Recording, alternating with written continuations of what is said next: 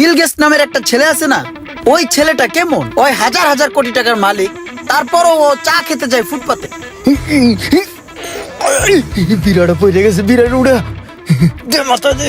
ওরে বাবা রে, পাপ বাইরে ওজন আছে রে।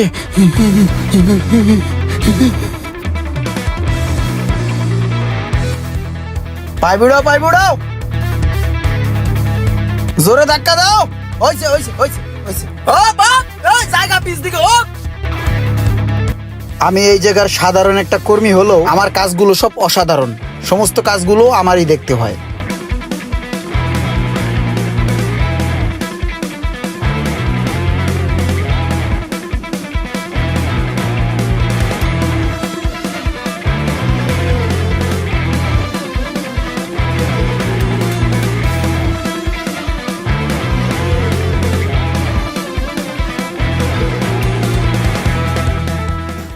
তোরা দুইজনে 2 হাজিরা করে কাজ করছস 4 দিন। তোমাদের 4 হাজিরা হইছে, এক একজনের হাজিরা 300 টাকা করে। 3 4 1200, এই নাও 1200। দুজনে ভাগ করে নিয়ে যাও। আগামীকালকে ডিউটিতে আইসা পড়ো। জি স্যার। ঠিক আছে, আসসালামু আলাইকুম। ওয়ালাইকুম আসসালাম। এই ইমরান ভাই, 2 দিন কাজ করছি 600 টাকা, টাকাটি আমাদের দেন। আর বেটা আমি আওলাদ নিলাম না টেডি। কি কোন ভাই, জুল করে কি কোনো হাওলাত হয়? আপনি তো আমাকে কিছু না করে টাকা লয়ে লইছেন। আর ভাই টেড আমার লাগবো, এর লিগে আমি নিছি। আওলাদ নিছি, পরে দিয়ে দিমু। গুরুত্বপূর্ণ এক জায়গায় যাইতে হবে, বুঝোস না?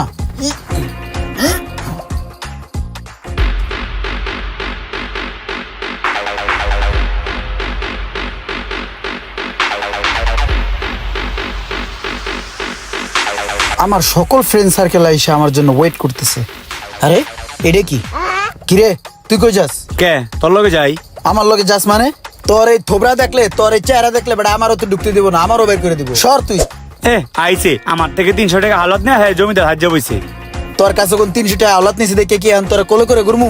যা যায় রান্না করে চিপা চাপায় যায় বয়ে থাক, যা সর। ধর বেটা, এটা কোনো কথা কইলি? My friend circle waiting for me. Hey hello Roman ভাই, কি অবস্থা? এই তো, কি অবস্থা? ভালো আছো? আরে মামুন ভাই যে, কি অবস্থা? হ্যাঁ, ভালো আছো? আরে শোক ভাই, কি অবস্থা? হ্যাঁ ইমরান, ভালো আছো? তোমার জন্য ওয়েট করতেছিলাম, বসো। হ্যাঁ হ্যাঁ শিওর। নাও চিকেন না। হ্যাঁ হ্যাঁ থ্যাঙ্কস। আরে ভাই কি যে বলবো, বাংলাদেশের রাস্তাঘাটে যে পরিমাণে জ্যাম, কোনো দিকে মুভ করা তো মুশকিল হয়ে যাচ্ছে। আমি দুবাইতে ছিলাম কিছুদিন আগে। দুবাইয়ের যে রাস্তাঘাট মানে মন জুড়ে যায়, জ্যাম জট বলতে কিচ্ছু নাই, সব ট্রাফিকে কন্ট্রোল করে, খুব ভালো লাগে। বাংলাদেশ এই যে আস্তে আস্তে লেট হয়ে গেল। Sorry for late everyone, let's party. তো যাই হোক মামুন ভাই, আসলে হয়েছে কি, আমি আসলে একটা BMW আনাতে চাচ্ছি। হ্যাঁ, কিভাবে যে আনাই বুঝতেছি না আসলে। রোমান ভাই, আপনি বাহির থেকে কার আনবেন সেটা না আমাকে বলবেন। জাপানে আমার ফ্রেন্ড থাকে লালচান, ও কার এক্সপোর্ট ইম্পোর্টের ব্যবসা করে, বুঝতে পারছেন? বিডিতে যত দামি দামি কার ইনপুট হয় সেগুলো সব আমার ফ্রেন্ডের হাত ধরেই আসে। আমি অলরেডি 2টা গাড়ির অর্ডার করছি, একটা ল্যাম্বরগিনি আর একটা ফেরারি। ঠিক আছে ভাই, আপনার যদি স্পেশালি কোনো কার চুজ থাকে সেটা আমাকে হোয়াটসঅ্যাপ করে দিবেন, আমি ওকে বলে দিব, ও পাঠিয়ে দিবে। টাকা পয়সা নিয়ে পেরা নেই।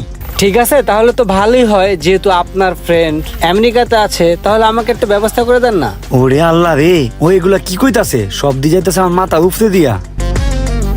সোহাগ, এই মাসেই কিন্তু আমার ওই যে নতুন ফ্যাক্টরি উদ্বোধন করতে 5 কোটি টাকা লাগবে।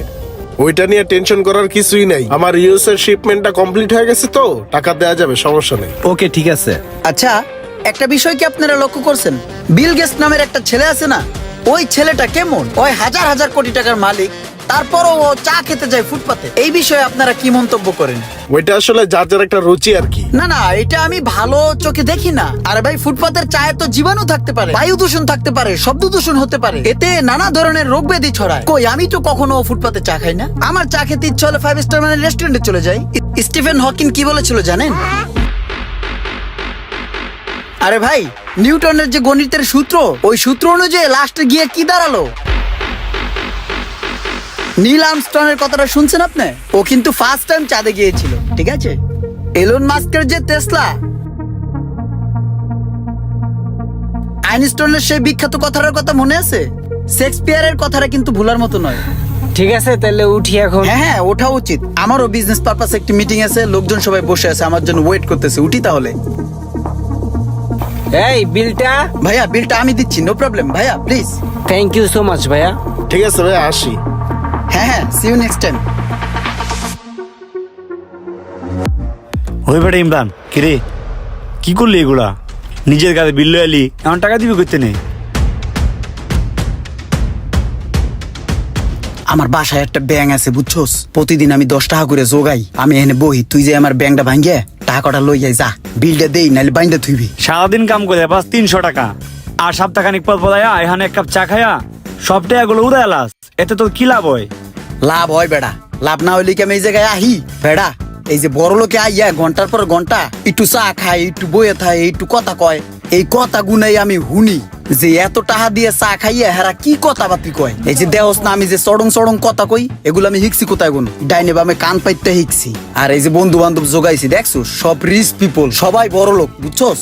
একটা কথাই আছে না, জাতে টানে গোতে রে কুত্তায় টানে ফ্যান, এমন কুত্তায় একদিন টাইন না আমারে ফ্যান পর্যন্ত লইয়ে যাবি, তারপর আমার বড় লোক বানায় লেবি দেখিস তুই। আরে বেটা তোর যে কোন কুত্তায় টানবো এটা আমি বুঝছি। নিচে এক কাপ চা পাওয়া যায় 5 টাকা, ওইটা না খায়া তুই এই না কাছে এক কাপ 300 টাকা দিয়া, তবে যে কই নিবো এটা আমার বুঝা শেষ। আরে বেড়া তোর পরিস্থিতি যত বড় খয়রাইতে হোক সমস্যা নাই, কিন্তু চিন্তা ভাবনা কখনো খয়রাইতে রাহা যাবে না, চিন্তা ভাবনা কখনো গরিব রাহা যাবে না বুঝছো। আর যদি চিন্তা ভাবনা উপর লেভেলের করতে পারো তাহলে তুই নিজেই একদিন উপরে উঠে যাবে গা বুঝছো। হ্যাঁ ঠিক আছে বুঝছি।